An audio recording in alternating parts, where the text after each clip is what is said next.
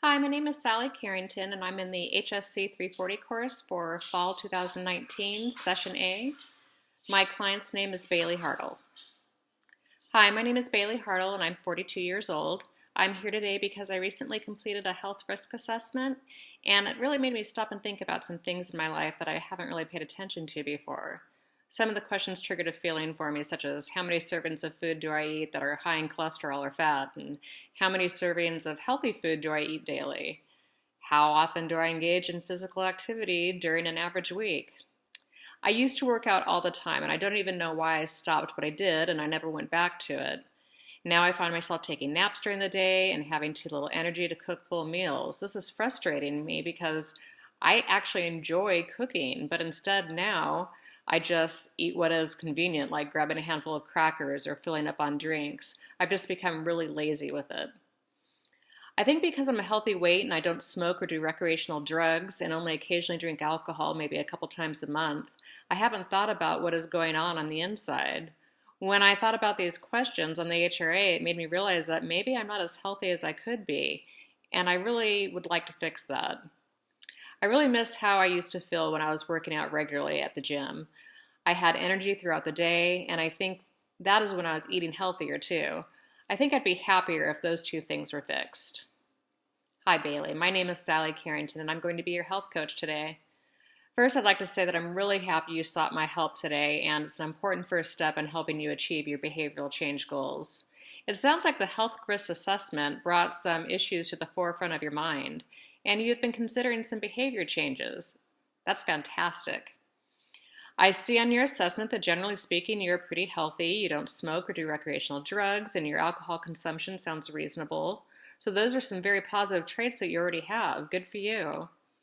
It sounds like you do, however, wish that your fitness level was different, that it's not quite where you'd like it to be, and you're missing the added energy that comes with a good workout. You also mentioned that you would like to start eating healthier because lately you haven't had the energy to cook full meals, and instead you find yourself grabbing what is convenient. When you took the health risk assessment, you went through consciousness raising by learning information about yourself that you weren't previously aware of. And now that you've given it some thought and are currently in the contemplation stage of the trans-theoretical model, and the trans-theoretical model was developed to show us how people change their behavior. And when I said that you were in the contemplation stage, what that means is that you are aware of some problem areas and you are starting to think about changing them. Is that correct? Okay, great. So on a scale of 1 to 10, with 1 being not at all and 10 being completely ready, how ready are you to make a change? A 9. 9's a strong number, and it's a good sign that you are ready to make a change. That's great. Today's a good first step in making the behavior changes that you want. You've been able to express dramatic relief by expressing your feelings to me about the unwanted behaviors you've uncovered. And I would encourage you to expand your support system outside of this office as well, maybe in the form of a workout partner. You have a friend that's been looking for someone to go to the gym with. Perfect. That will be the helping relationship that will support you in getting your energy back through working out. When you said earlier that you'd like to eat healthier, but you didn't have the energy to cook full meals, is that something you would like to change as well? Great. I'm glad to hear that. On a scale of 1 to 10, how important is this healthy eating change for you? 10. Okay, so this is something that is really important to you. So let's talk about decisional balance, which simply means let's look at the pros and cons of changing or not changing these behaviors. What would you say the pros of changing these behaviors would be? Okay, the pros of changing would be that you would improve your general health just through eating healthy and exercise. And what would you say are the cons of changing these behaviors? Yeah, the cons of changing would be planning your day around going to the gym and cooking full meals. Yeah, it'll take some planning in the beginning until it becomes a routine for you, and then that's normal. What would you say are the pros and cons of not changing these behaviors? The pros of not changing is that you don't do anything at all, just everything stays the same. And the cons for not changing?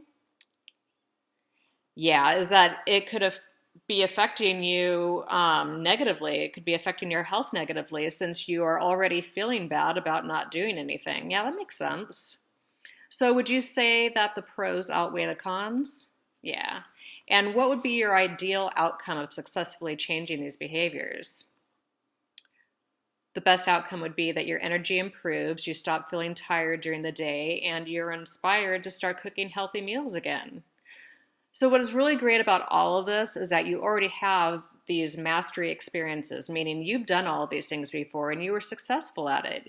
You used to regularly work out and you know you were good at it because you recognize how much you miss that feeling after a really good workout. And you have already mastered cooking as well. In fact, you said you enjoyed it. So all we really need to do is help you get back on track so you can start feeling healthy and full of energy again. Does that sound good? Great, let's get started. I'd like to set a couple of SMART goals for you. SMART goals are specific, measurable, achievable, realistic, and time-oriented. Let's begin with setting an exercise plan. I would like for you to work out at the gym since that's where you enjoyed going before. And whether it's running on the treadmill, taking a class, or lifting, let's make sure that you're getting your heart rate up. And when you are done, you feel like you had a really good workout. Let's have you do this for at least 30 minutes every day for the next 3 weeks. The second goal I'd like to make for you is to improve your eating. I would like for you to try meal prepping. Meal prepping is simply preparing some or all of your meals ahead of time. There are a couple of ways you can do this. One way is that you plan what you want to eat a week at a time, go to the grocery store, buy the ingredients, prep the meals, and put them in storage containers marked with the days of the week. And of course, some of those meals will no doubt have leftovers, and on those days, you're simply just reheating your meal. Now, if the thought of shopping for all those items for a week's worth of eating doesn't appeal to you, the other option is that you can try a meal prep service such as Home Chef or HelloFresh. You go to their website, pick the meals that sound good to you, and they send the recipes and all the ingredients right to your front door. No shopping required. They send everything that you need, but the slicing and dicing is left for you. So either of those options are good. You decide which one works best for you, and I'd like for you to try whichever you pick for 3 weeks. How do these goals sound to you? Good. Okay. On a scale of 1 to 10, what would you say your confidence level is completing these goals? An 8? Okay, that's fantastic. Your self-efficacy is high. That means that you have a lot of confidence in yourself and you can be successful with this new plan. So to summarize, you stated that you would like to begin working out again in order to gain some energy back, and you wanted to start eating healthier.